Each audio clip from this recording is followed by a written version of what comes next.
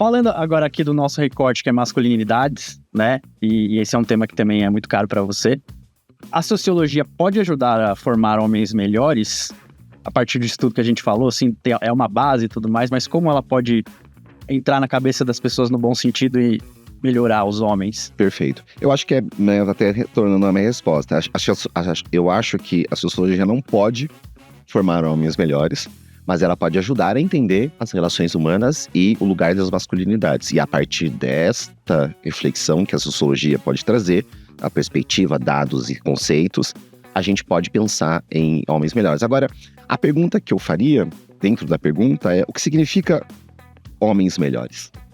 E aí, para responder essa pergunta, na minha perspectiva, porque a gente pode respondê-la de diversas maneiras. A gente pode responder essa pergunta de várias maneiras, né? Inclusive, é um papel, um lugar também das ciências humanas, colocar boas perguntas, justamente para que a gente reflita qual é o sentido, quais os caminhos que a gente pode tentar responder. Mas, voltando à pergunta, né? O que significa homens melhores? Para responder essa pergunta, eu preciso entender, bom, o que são os homens? Qual é o contexto onde esses homens estão inseridos e quais são as relações que constituem, inclusive, esse lugar de nomeação do que é um homem, né? E quando a gente olha para a nossa sociedade, quando a gente olha para aquilo que a gente chama das relações sociais baseadas em marcadores sociais da diferença, eu sei que estou usando esse termo grandão, que é importante a gente demarcar. Marcadores é aquilo que denota uma marcação. Sociais, porque esses marcadores só fazem sentido num contexto da sociedade, ou seja, na cultura onde nós estamos inseridos. Dá diferença porque esses marcadores socialmente construídos denotam diferença. Por isso que os marcadores são, por exemplo, gênero, raça, classe, corpo, território e afins. Vamos falar de gênero. Para entender esse marcador social da diferença de gênero, lugar do homem e aí, consequentemente, o lugar da mulher, a gente vai olhar, tá, mas como é que essas relações se dão? O que a gente tem hoje, por exemplo, uma perspectiva, dados. Quando a gente olha o anuário, por exemplo, o Atlas da Violência, a quantidade de violência contra mulheres, a quantidade de violência física, sexual, patrimonial, etc.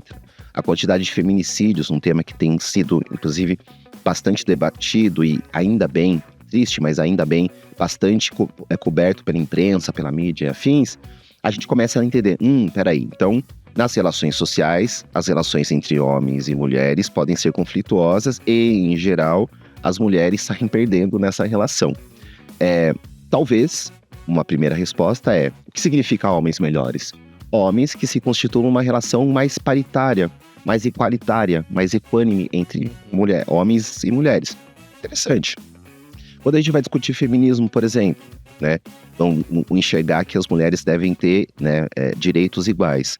Bom, então volto para a resposta, né? O que significa homens melhores? Homens que possam fazer parte dessa relação, dessa interação, dessa conexão com mulheres, respeitando essa dignidade, respeitando essa igualdade. Então, para não ficar dando voltas, e nós sociólogos, cientistas sociais adoramos falar bastante, a sociologia pode ajudar a gente a entender alguns parâmetros estruturais de como essas relações se dão, e a partir disso a gente pode questionar, ok, a partir disso que eu sei, né, daquilo que se dá, o que significa, como podemos construir relações melhores e, consequentemente, homens melhores.